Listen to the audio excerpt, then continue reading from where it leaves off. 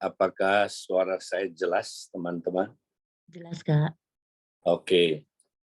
Ya, saudara, seperti minggu lalu kita sudah belajar bahwa ada dua kegunaan karunia. Pertama untuk membangun jemaat, yang kedua untuk mendukung kita berfungsi sebagai terang dan garam di masyarakat. Nah, hari ini, saudara, kita akan melihat secara khusus bagaimana kita berfungsi sesuai karunia untuk membangun jemaat. Nah, poin yang pertama dulu, hari ini kita akan membahasnya. Nah, bagaimana kita berfungsi sesuai dengan karunia kita untuk membangun jemaat. Nah, kalau saudara perhatikan gambarnya, saudara, ya, bagaimana caranya kita membangun tubuh Kristus. Nah, caranya kita lihat yang di tengah itu adalah selnya yang perlu kita bangun dulu. Ya kan? Kalau tubuh saya mau sehat, saudara, sel-sel saya harus sehat. Kalau sel-sel saya tidak sehat, tubuh saya juga tidak sehat. Demikian tubuh Kristus. Unit terkecilnya, saudara, namanya komsel. Nah, itu unit terkecilnya yang mesti dibangun terus. Kalau unit terkecilnya dibangun jadi sehat, sehatlah seluruh tubuhnya. Ya, jadi kalau gereja lokal mau sehat, komselnya yang dibangun, saudara.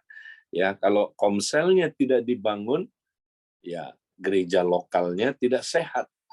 Jadi, saudara, hari ini kita akan lihat bagaimana kita, saudara, akan membangun komsel, ya. Bagaimana caranya kita membangun komsel-komsel. Nah, kita mau lihat caranya adalah kalau kita mempraktekkan, saudara, 5 pelayanan, 7 kemampuan, dan 9 alat. Ya, 5 karunia pelayanan, 7 karunia motivasi, dan 9 karunia roh. Kita sebut 5, 7, 9. Nah, di mana ayatnya? 1 Korintus pasal 12 ayat 4 sampai ayat yang ke-6. Ya, ini yang konteksnya adalah tentang tubuh Kristus. 1 Korintus 12 itu konteksnya tubuh Kristus. Nah, perhatikan 3 ayat ini, saudara. Di dalam 3 ayat ini kita menemukan ada keberadaan Tritunggal. Allah Tritunggal, Bapa, Anak, dan Roh Kudus berdiam di dalam tubuh Kristus. Nah, kita baca dulu ayat 4. Ada rupa-rupa karunia, tetapi satu roh. Siapa roh di sini? Jelas adalah Roh Kudus. Nah, Roh Kudus, saudara, ya, berdiam dalam tubuh Kristus, ya, dan Roh Kudus, saudara, memberikan karunia-karunia roh untuk kita supaya bisa membangun tubuh Kristus. Ya, nah ayat yang kelima, dan ada rupa-rupa pelayanan tapi satu Tuhan. Siapa Tuhan di sini, saudara? Jelas adalah Tuhan Yesus. Tuhan Yesus ada di dalam tubuh, bahkan dia adalah kepala dari tubuh itu. Dia memberikan rupa-rupa pelayanan. Ya, inilah 5 pelayanan itu, saudara. Dan ya, ayat yang ke-6, dan ada berbagai-bagai perbuatan ajaib, tetapi Allah adalah satu yang mengerjakan semuanya dalam semua orang. Nah, siapa Allah di sini, saudara? Jelas mengacu kepada Allah Bapa, saudara. Ya, jadi di sini Bapa, ya, juga berdiam di dalam tubuh, saudara. Ya, Bapa itu, saudara, memberikan berbagai-bagai perbuatan ajaib, ya, supaya kita bisa melakukan pembangunan, ya, tubuh Kristus, saudara. Nah, perbuatan ajaib di sini kita sering berpikir, oh, perbuatan ajaib, ya, berkaitan sama hal-hal yang supra alami aja, tapi sebenarnya, ya, kata ajaibnya kalau dalam bahasa Inggris, ya, saudara, tidak ada, ya.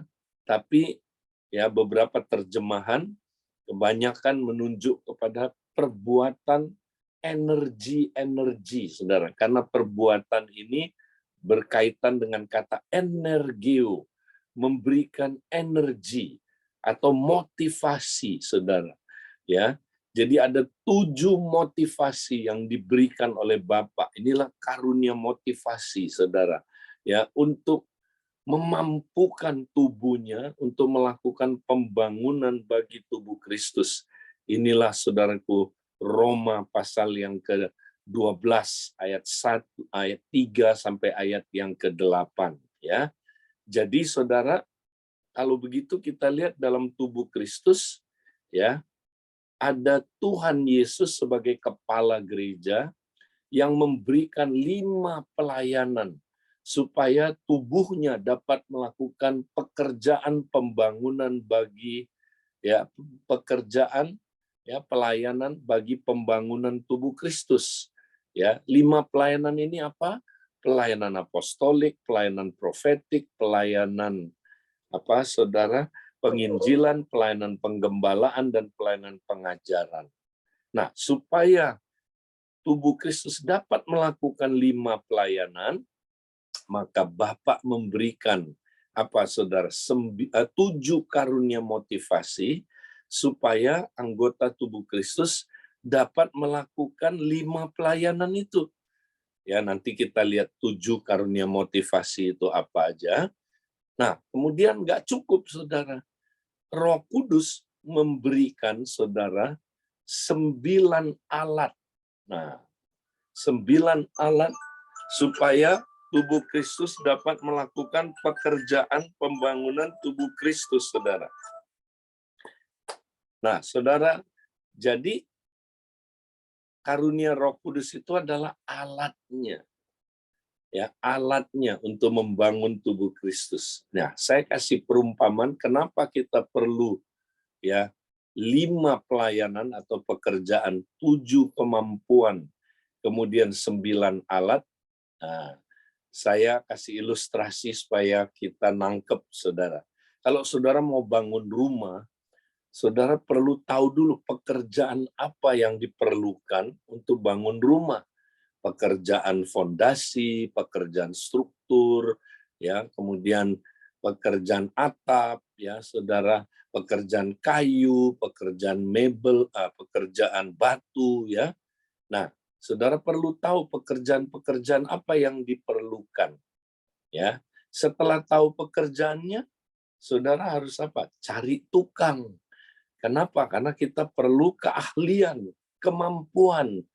Jadi carilah tukang fondasi yang paling baik, carilah tukang struktur yang paling baik, ya, tukang kayu yang paling baik, saudara, tukang batu yang terbaik, tukang pasang atap yang terbaik, ya, saudara.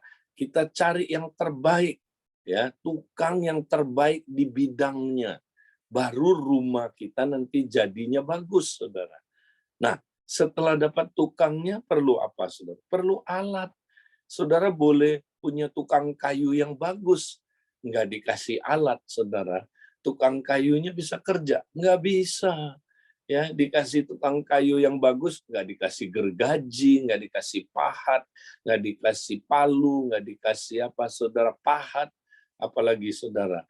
Ya, nah, alat-alat serutan misalnya, nggak dikasih, ya nggak bisa kerja dia, saudara, tukangnya. Ya, nah demikian juga bangun rumah Tuhan. Kita mesti tahu bangun rumah Tuhan itu pekerjaan apa aja. Ya itu 5 pekerjaan itu.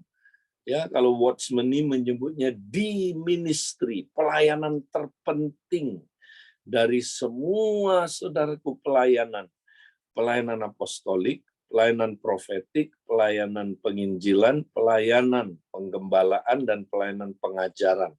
Ini pekerjaan terpenting dalam tubuh Kristus, pelayanan terpenting. Ya, jadi Komsel agendanya mesti praktek 5 pelayanan ini, saudara. Ya, nah caranya melakukan 5 pelayanan, 7 Bapak memberikan 7 kemampuan. Nah, nanti kita lihat 7 kemampuan ini. Tapi nggak cukup hanya kemampuannya, dikasih juga 9 alat. yang bisa digunakan oleh semua anggota Komsel untuk bangun rumah Tuhan. Nah, sekarang kita lihat praktisnya gimana. Nah, lalu pasal 12, pasal 3 membahas tentang motivasinya harus kasih, 1 Korintus itu. Kemudian pasal 14, aplikasinya pasal 12 ini, saudara. Ya, aplikasinya pasal yang ke-14. Nah, mari kita lihat 1 Korintus pasal 14 ayat 24 sampai 26. Next. Nah, saya bacakan, tetapi kalau semua bernubuat, lalu masuk orang yang tidak beriman atau orang baru, ia akan diyakinkan oleh semua dan diselidiki oleh semua. Segala rahasia yang terkandung di dalam hatinya akan menjadi nyata, sehingga ia akan sujud menyembah Allah dan mengaku, sungguh Allah ada di tengah-tengah kamu. Jadi bagaimana sekarang, saudara-saudara? Bila mana kamu berkumpul, hendaklah tiap-tiap orang mempersembahkan sesuatu, yang seorang mazmur, yang lain pengajaran, atau penyataan Allah, atau karunia bahasa roh, atau karunia untuk menafsirkan bahasa roh, tetapi semuanya itu harus dipergunakan untuk membangun. Nah, saudara-saudara, jadi cara praktisnya melakukan 579 itu dijelaskan di sini, saudara. Caranya inilah yang Paulus arahkan. Ya, ini adalah apa, saudara? Petunjuk apa, saudaraku, yang menjadi, saudara? Apa yang menjadi petunjuk yang Paulus berikan? Ya, kalau kita bertemu di dalam tubuh Kristus, bertemu di dalam jemaat, ya. Nah, kalau kita lihat konteksnya, saudara, ya, di dalam ayat 23 dibilang kalau seluruh jemaat berkumpul, ya, lalu ayat 24 bilang semua bernubuat. Nah, dari konteksnya, saudara, kita dapat melihat ayat-ayat ini lebih dapat diaplikasikan di jemaat yang ada di rumah itu. Jadi, ya, saudara, secara konteks kita dapat melihat ini lebih mengacu kepada jemaat yang kumpul di rumah. Karena kalau semua bernubuat diartikan dalam pertemuan 1.000 orang, ya, dalam waktu itu belum ada gereja ketemu 1.000 orang sama-sama, ya, dalam sebuah bangunan, saudara. Wow, itu sulit sekali semua bernubuat, ya. Mungkin ibadahnya selesainya 5 hari kali, ya, baru selesai, saudara. Nah, tapi ini konteksnya lebih tepat dipraktekkan di pertemuan yang di rumah-rumah itu, saudara. Ya, nah, jadi ini aplikasinya ke Komsel, ya. Jadi kamu disuruh semua bernubuat, ya. Nah, mari kita lihat, saudaraku, dari ayat-ayat ini sebenarnya ini adalah 579. Mari kita lihat berikutnya, saudara. Nah, ketika kita bertemu, Paulus bilang, next. Nah, apa, saudaraku, tujuan pertemuan orang Kristen di dalam Komsel? Ya, tetapi hendaklah semuanya itu dipergunakan untuk membangun. Nah, kata membangun di situ, ya, oikodomeo, ya, dari dua kata oikos dan domeo. Oikos artinya membangun, oikos artinya rumah, domeo artinya membangun, jadi membangun rumah. Jadi tiap kali kita kumpul gunanya adalah untuk membangun rumah Tuhan atau jemaat. Makanya beberapa terjemahan menerjemahkan membangun jemaat, ya, saudara, membangun rumah Tuhan. Tiap kali kita ketemu itu tujuannya, saudara. Jadi kita ketemu bukan sekedar kumpul-kumpul, bukan sekedar karena tradisi, bukan sekedar karena ya kita gereja yang ada selnya. Ya udah kita harus kumpul. Namanya juga Abba Love, gereja sel. Ya udah kumpul, kalau lu nggak kumpul di sel, lalu bukan abalef, bukan gitu, saudara. Kenapa kita mesti, saudara, berkumpul untuk membangun jemaat, membangun tubuh Kristus, membangun rumah Tuhan. Kenapa rumah Tuhan perlu dibangun? Karena rupanya gini, saudara, tubuh Kristus itu walaupun sudah ada, tapi belum mencapai kepenuhannya, belum. Ya, tubuh Kristus masih ada yang sakit, anggota-anggota tubuhnya masih ada yang saudara tidak bertumbuh, masih ada yang belum berfungsi, masih ada yang belum dewasa, makanya perlu dibangun supaya bertumbuh mencapai kepenuhannya. Jadi, makanya tiap kali kita ketemu, tujuan pertemuan kita adalah membangun jemaat, oikodomeo ya. Ini penting sekali, saudara. Inilah tujuan apostolik. Inilah pekerjaan apostolik, saudara. Ya, karena tugas ya apostel atau rasul adalah membangun jemaat. Kenapa, saudara? Ya, karena Paulus bilang aku adalah ahli bangunan. Ya, dia adalah arsitek, saudaraku. Rasul itu ya tugasnya adalah, saudara, membangun jemaat. Ya, dia diberi tugas, saudaraku, untuk membangun jemaat. Dia ahlinya, dia arsiteknya, saudara. Itu kata kunci untuk apostolik adalah build. Ya, nah yang kedua baru send, diutus, ya. Nah, jadi saudara, tiap kali kita ketemu, tujuan pertemuan kita haruslah bersifat apostolik, ya. Tidak boleh, saudaraku, ya, kita bertemu hanya untuk saudara? Untuk kumpul-kumpul, untuk saudara? Sekedar berfellowship, bukan. Tiap kali Komsel bertemu, ini dia, harus bangun jemaat. Itulah pekerjaan apostolik, ya. Nah, yang kedua, saudaraku, Paulus bilang, setiap kali kamu ketemu, hendaklah ada penyataan Allah. Nah, penyataan berasal, dasar katanya adalah nyata. Apakah Allah nyata di Komsel, saudara? Ya, ada pencerahan-pencerahan di Komsel, saudara. Ada saudara? Ya, kehadiran Allah yang dinyatakan lewat beroperasinya karunia-karunia, saudara.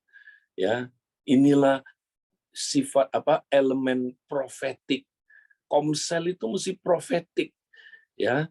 Di mana, saudaraku, ketika orang bernubuat, ya, maka orang yang hadir di situ, wow, Tuhan ada di sini.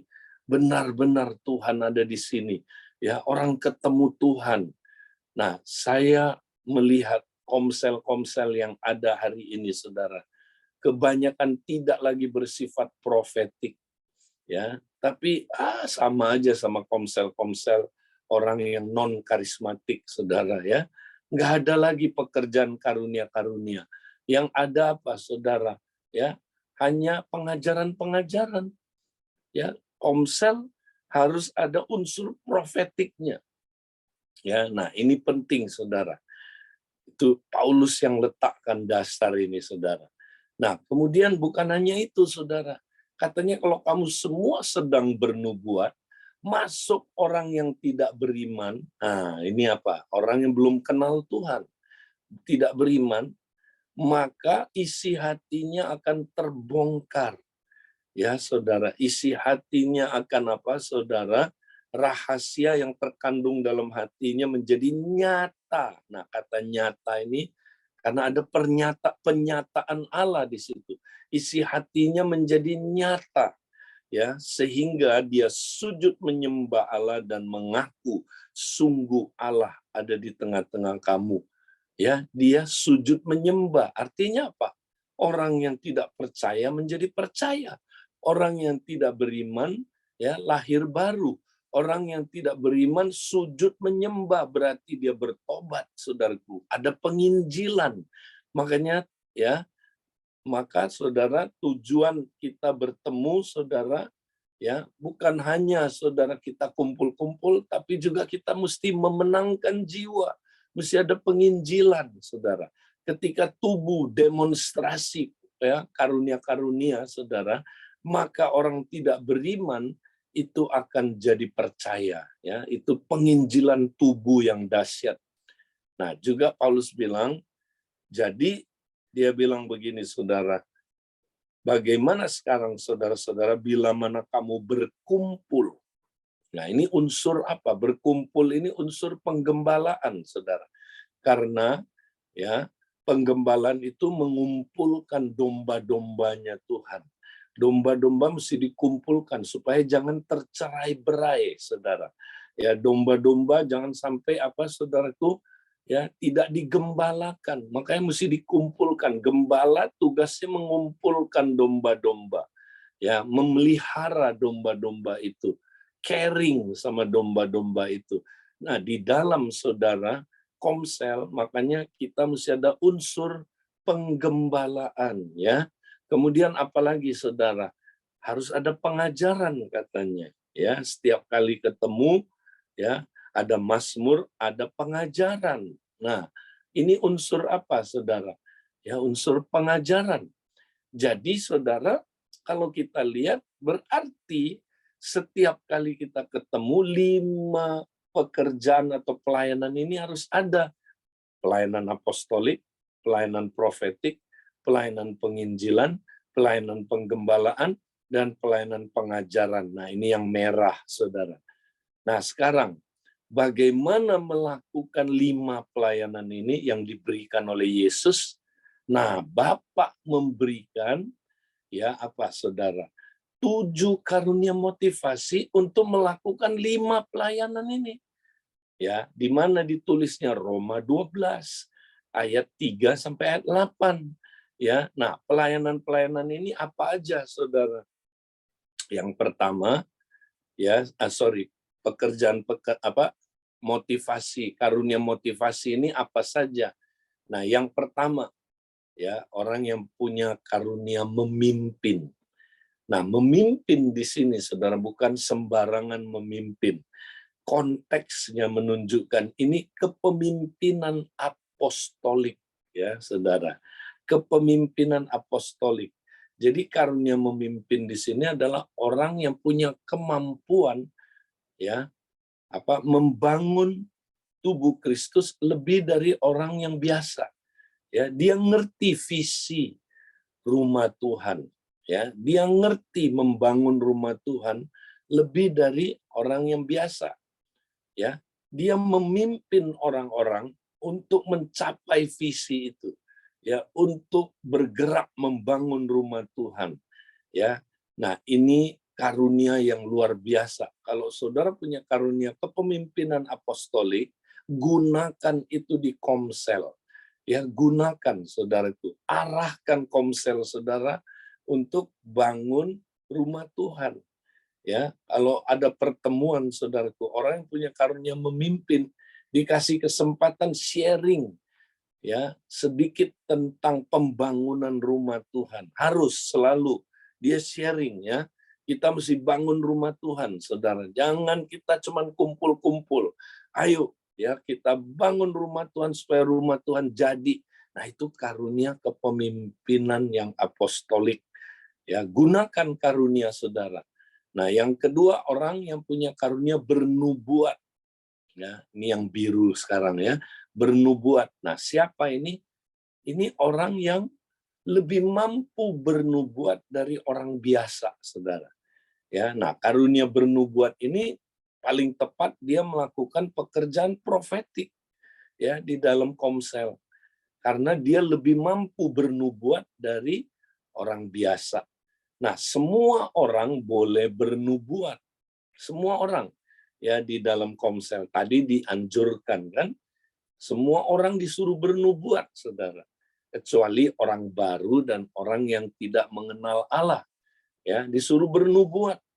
Ya. Jadi, saudara, ini level 1. Semua orang disuruh bernubuat.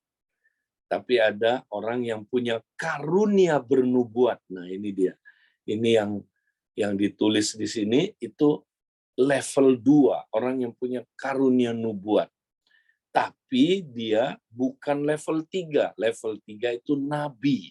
Itu 5 jawatan, saudara. Ya, nah itu penatua ke atas, pemimpin-pemimpin ya, saudara, yang diberikan karunia ya bernubuat yang udah lebih advance, itu namanya nabi. Ya, nanti kalau saudara bisa lihat ini 3 level bernubuat ini di Kisah Rasul pasal yang ke-21 ya, sekali lagi Kisah Rasul 21 di situ ya, saya nggak tunjukin ayatnya, saudara baca aja nanti di rumah. Semua murid-murid bernubuat di situ, saudara. Murid-murid ya bernubuat untuk Paulus yang mau ke Yerusalem. Ya, semua murid bernubuat ya, diberi pencerahan oleh Roh Kudus, lalu mereka bernubuat. Ya, nah ini level 1, semua murid boleh bernubuat. Kemudian beberapa ayat berikutnya menjelaskan Filipus punya 4 anak gadis yang mempunyai karunia bernubuat. Nah, ini level 2, saudara. Ini lebih mampu bernubuat karena dia mempunyai karunia bernubuat. Ya, saudara. Jadi 4 orang. Nah, di komselnya rumahnya Filip, 4 orang yang punya karunia bernubuat. Ya, makanya di dalam 1 Korintus 14 saudara bisa lihat ya, di sini dijelaskan tentang ya ada 3-4 orang ya. Maksimum biasanya 4 orang yang punya karunia bernubuat, saudara. Nah, jadi saudara, ini di Komsel ada 4 orang, 3 orang yang punya karunia bernubuat. Nah, saudara mesti berfungsi, bernubuatlah ya, dan juga tolong semua orang bisa bernubuat. Ya, semua orang, saudara. Ya, disuruh, di encourage untuk bernubuat. Tidak dipaksa, tapi didorong untuk bernubuat selalu. Ya, nah, saudara, mari pakai karunia saudara untuk bernubuat di dalam Komsel. Ya, kemudian saudara, orang yang punya karunia menasehati. Nah, contoh di dalam Alkitab menasehati ini adalah siapa, saudara? Barnabas. Nah, kata Indonesianya menasehati, sebenarnya menghibur, penghibur sebenarnya, saudara. Ya, Barnabas itu artinya anak penghiburan, the son of encourager. Bar itu anak, ya. Nabas itu bahasa Aram, artinya encourager, ya. Yaitu apa? Parakletos itu, saudara. Karena Barnabas itu begitu penuh Roh Kudus sehingga dia disebut anak Roh Kudus, kira-kira begitu, saudara. Ya. Nah, itu cuman gelarnya, ya. Nah, saudara, encourager itu seperti Barnabas. Alkitab bilang begini, Barnabas penuh dengan Roh Kudus dan iman, dan dia orang baik, sehingga banyak orang dibawa kepada Kristus. Banyak orang dimenangkan. Jadi Barnabas itu pemenang jiwa, saudara. Makanya kalau saudara encourager, saudara diurapi Roh Kudus, ya, maka saudara adalah pemenang jiwa. Maka orang yang punya karunia menasehati, saudara, di dalam Komsel dia paling efektif melakukan pekerjaan penginjilan. Ya, kenapa? Karena dia, saudaraku, orang yang biasanya punya hubungan yang banyak. Ya, encourager itu, saudara, itu senang bangun hubungan, gampang dia bangun hubungan, ya, baik ke dalam di jemaat maupun keluar, saudaraku, ya. Nah, di mana dia bisa menangkan jiwa. Nah, jadi gunakan karunia saudara. Nah, terus kemudian karunia belas kasihan. Siapa ini, saudara? Nah, ini orang yang punya kemampuan menggembalakan orang lain lebih dari orang biasa. Semua orang kita disuruh saling memperhatikan. Tapi orang yang punya karunia belas kasihan lebih lagi. Dia punya kemampuan memperhatikan orang lebih dari orang biasa aja, saudara. Ya, nah, dia senang care sama orang, ya dia senang dipakai untuk nyembuhin orang yang terluka, ya dengerin orang yang bermasalah, ya apa saudaraku, menolong orang supaya bertumbuh. Kalau orang tidak bertumbuh, orang ini saudaraku sedih. Kalau ada orang yang terhilang, dia sedih, saudara. Kalau ada orang yang nggak datang lagi ke komsel, waduh dia rasanya, kita mesti besuk dia dong, cari dong. Orang itu jangan sampai terhilang. Nah, pakailah karunia ini, saudara. Ya, ini paling cocok dalam komsel, dia adalah ya apa? Orang yang menggembalakan, dia melakukan pekerjaan penggembalaan. Tapi dia bukan gembala dalam pengertian jawatan, bukan. Tapi level 2 ya, lebih mampu menggembalakan dari orang biasa. Nah, gunakan karunia ini saudara, ini kelebihan saudara. Ya, layani orang-orang di komsel saudara. Jangan karunianya tidak dipakai saudara. Ya. Nah, kemudian saudara yang terakhir mengajar. Nah, siapa yang punya karunia mengajar? Orang yang lebih mampu mengajar dari orang biasa. Semua orang disuruh saling mengajar, tapi dia lebih mampu mengajar, tapi dia bukan guru 5 jawatan. Kalau itu equiper ya. Ini dia mampu mengajar lebih dari orang pada rata-rata ya. Dia lebih mampu mengajar. Kenapa? Dia biasanya lebih mengenal Alkitab lebih banyak, ya dia senang meneliti Alkitab, ya dia bisa ya mengerti lebih dalam ya tentang firman Tuhan, dan dia saudara mampu ya menguraikan firman Tuhan supaya lebih jelas, ya dia mampu saudara mengajarkan dengan sistematis sehingga orang-orang lebih cepat menangkapnya dan lebih gampang, lebih mudah. Dia membuat hal-hal yang rumit menjadi sederhana, ya. Tapi kalau saudara nggak punya karunia mengajar, saudara cenderung ya ahli membuat yang sederhana jadi rumit, ya. Nah, makanya tolong kalau saudara PKS nggak punya karunia mengajar, jangan paksa mengajar, jangan. Makanya komselnya boring, ya. Maka minta orang yang punya karunia mengajar, dia yang siapin ya materinya, dia yang siapin apa saudaraku pertanyaan-pertanyaannya supaya diskusinya lebih seru ya. Nah, orang yang punya karunia mengajar, saudara, dia juga concern sama doktrin di dalam komsel ya. Kalau ada doktrin yang sesat, saudaraku, wah ini nggak benar nih saudara, maka saudara dia akan turun tangan. Orang yang punya karunia mengajar, saudara, ya itu tolongin kalau ada orang yang mau belajar. Ya aku nggak ngerti nih tentang apa misalnya bahasa roh, ajarin dong. Nah orang yang punya karunia mengajar, dia bisa menerangkannya, saudara. Ya, jadi itu yang kita perlu gunakan semua karunia kita. Nah ini 5 karunia motivasi. Yang pertama, memimpin, bernubuat, menasehati, belas kasihan, mengajar. Ini adalah untuk melakukan 5 pelayanan tadi yang di atas. Ya, nah, tapi masih ada 2, melayani dan memberi. Nah, ini support, karunia support.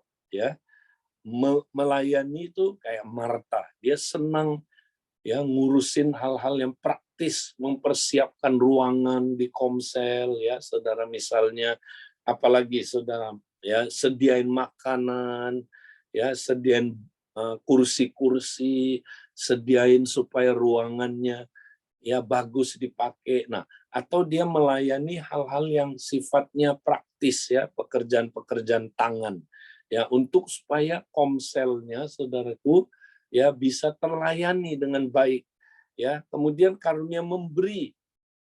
Nah, ini orang yang suka bukan cuma memberi dana keuangan, tapi memberi bantuan ya, menolong orang yang nggak punya kerjaan supaya bisa dapat kerjaan, saudara. Ya, supaya tidak ada orang yang kekurangan di dalam komsel itu, saudara. Nah, pakai 7 karunia motivasi ini, saudara. Nah, sekali lagi lihat, yang merah kita perlu 5 pekerjaan, yang diberikan oleh Yesus, Efesus 4, 5 pekerjaan, ya, kita perlu apa? 7 karunia motivasi, Roma pasal 12, diberikan oleh Bapa untuk melakukan 5 pekerjaan itu, 5 pelayanan. Cukup nggak? Enggak, ya. Tadi kita udah belajar. Saudara tahu pekerjaannya, udah punya tukang, bagus. Cari tukang yang terbaik, ya. Udah ketemu. Perlu apa lagi? Alat. Ya, tukang kayu perlu dikasih dong serutannya, gergajinya, dan sebagainya. Nah, sama saudara. Dalam membangun tubuh Kristus perlu alat-alat. Nah, dokter kalau mau menyembuhkan tubuh, saudara, dia perlu 3 macam alat ini. Ini ilustrasi aja ya, supaya saudara nangkep. Dia perlu stetoskop, dia perlu jarum suntik, dan dia perlu apa, saudara? HP, ya, untuk berkomunikasi.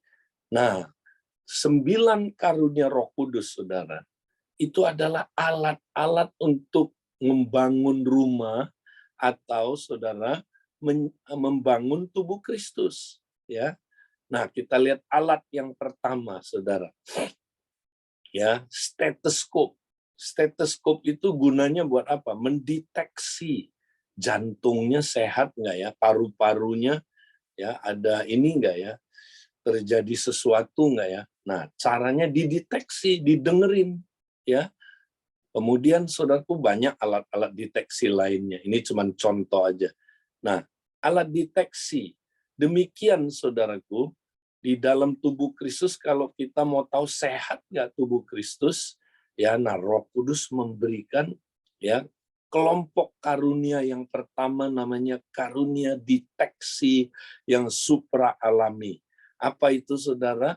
Ada 3 karunia membedakan segala roh, karunia perkataan pengetahuan, dan karunia pengetahuan hikmat, ya, karunia perkataan hikmat, ya, itu dia. Nah, ada 3 saudara. Ini gunanya buat deteksi, ya. Kalau kita mau tahu anggota komsel kita sehat apa enggak, nah kita semua peka waktu pertemuan komsel. Nanti Tuhan bisa menyatakan, ya. Nah, ada orang saudara dia terluka terus, nggak bertumbuh di komsel, ya. Dia nggak pernah saudaraku bisa breakthrough terus, ya. Nah, orang ini kenapa? Nah, karunia deteksi mulai bekerja. Oh, ada roh tidak aman, spirit of insecurity, ya. Nah, itu karunia membedakan segala roh, saudara. Bukan hanya itu, Tuhan kasih tahu kenapa dia insecure, kenapa dia ada roh tidak aman, karena dia terluka, ya. Roh Kudus bahkan bisa kasih tahu dia terluka, ya, sejak di kandungan, orangnya tertolak, bisa Roh Kudus bisa nyatakan, atau dia dibully terus, ya, atau dia hubungan sama bapaknya nggak baik, dikasih tahu saudaraku, Roh Kudus beritahu. Nah, dia mesti dilayani dengan karunia itu. Bahkan Roh Kudus kasih tahu cara dia bisa sembuh, pulih itu gimana, itulah hikmat. Karunia hikmat, ya. Nah, ini saudaraku jenis yang pertama dari 9 karunia. 3 yang pertama ini adalah karunia deteksi supra alami. Ya, Roh Kudus memberikan kita kemampuan untuk mendeteksi tubuh ini sehat enggak, ya, terluka enggak, ya, dia apa saudara, dia kenapa kayak begitu. Nah, ini buat deteksi sehat apa enggak. Nah, kalau enggak sehat mesti dia apa saudara, disembuhin. Nah, maka dokter pakai jarum suntik. Jarum suntik itu buat apa? Buat masukin obat saudara. Nah, obat itu yang menyembuhkan, ya, atau supaya terjadi perubahan dalam hidupnya saudara. Nah, demikianlah saudara, ada 3 karunia yang disebut karunia kuasa, ya, kuasa yang supra alami, yaitu 3 karunia, karunia kesembuhan, karunia mujizat, dan karunia iman, ya. Nah, orang kalau mau mengalami kesembuhan dan mujizat harus ada iman. Kalau nggak ada karunia iman, nggak terjadi, saudara. Ya, nah ini 3 karunia, gunakan saudara. Kalau saudara gunakan, saudara akan lihat ponsel saudara dahsyat. Ada kesembuhan, ada mujizat terjadi di situ. Ya, jadi saudara pakai karunia-karunia ini supaya kita ngalamin kehadiran Tuhan yang nyata. Ya, nah kemudian saudara dalam dokter menyembuhkan tubuh, dia perlu berkomunikasi. Ya, makanya perlu handphone, smartphone, ya, dia perlu telepon dokter lainnya, telepon rumah sakit, telepon apotik, ya, mencari tahu obat dan sebagainya.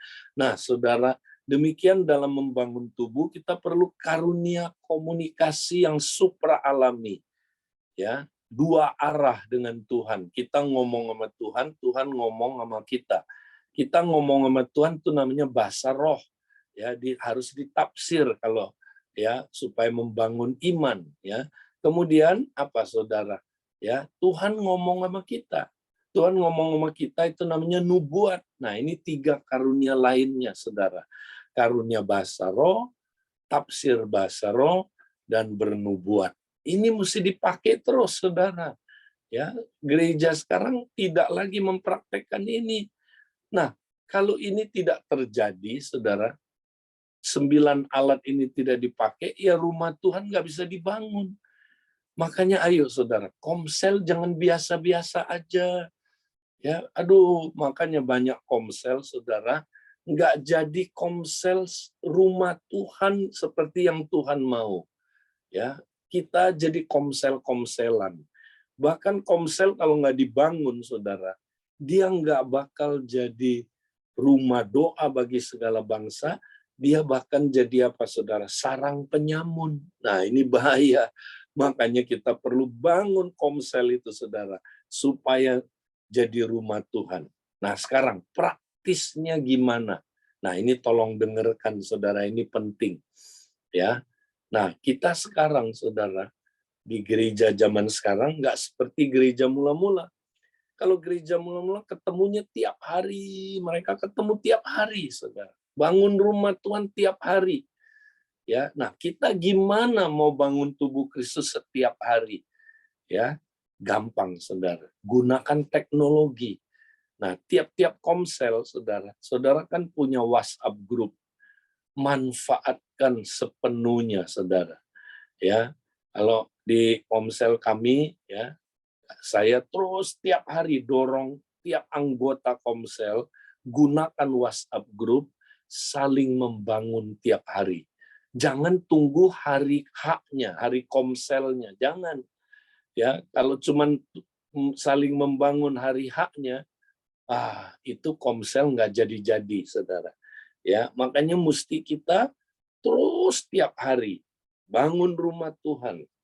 Ya, contohnya habis saat teduh ini, saudara, langsung ayo saudara langsung ya ambil waktu beberapa menit, saudara, ya concern, doain komsel saudara, terus ya tanya Tuhan, Tuhan saya punya karunia memberi, apa yang saya mesti lakukan untuk komsel saya? Nanti Tuhan bisa bicara.